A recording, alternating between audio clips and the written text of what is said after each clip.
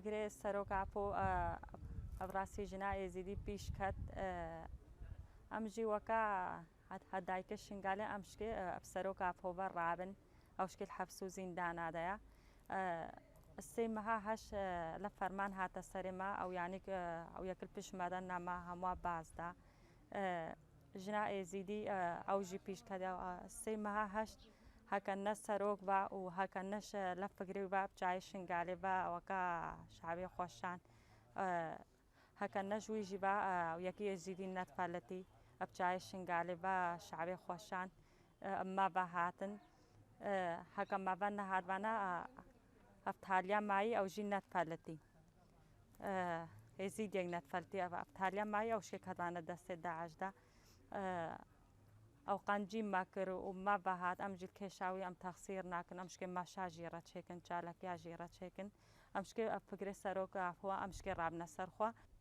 أواك حتى لبستو 4 سالة البي حبسي ده حتى إنه أو سبباوي تشي حتى إنه أو دولتك نافجي جاكتش ما بالحبسي ده أو جاكتش ما أو ران نامنا سرخوا أو بيسروكش بحبسو زنداني أو درناخني أو يعني شو خسارة كليا يعني خسارة كليا كنا كليا نقول الله يرجعوا إن شاء الله بالسلامة.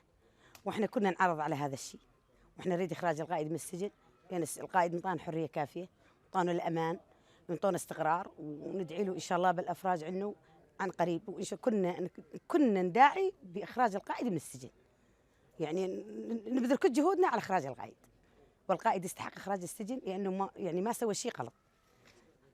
خلى النساء والرجال والصغير والكبير كله يصير نفس المستوى.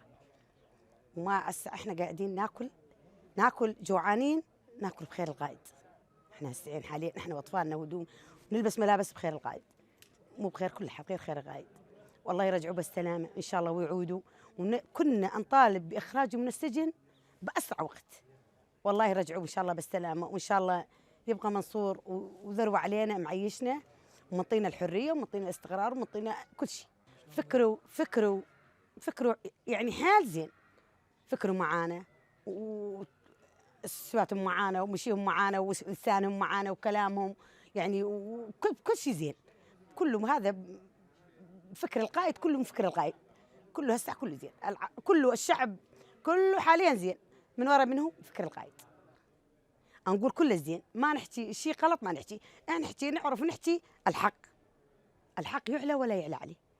القائد سوالنا كل شيء وانطانا الحريه وانطينا الامان وانطينا الاستقرار. وهسه حاليا احنا قاعد ناكل ونشرب فضل القائد، وانطانا الفكر وانطانا يعني الامان وانطانا استقرار وانطانا كل شيء بالدنيا. هسه اي واحد من اليبشه ترى مو فكرهم هم فكر القائد.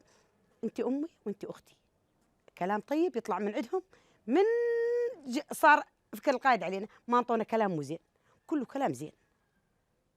وشكرا.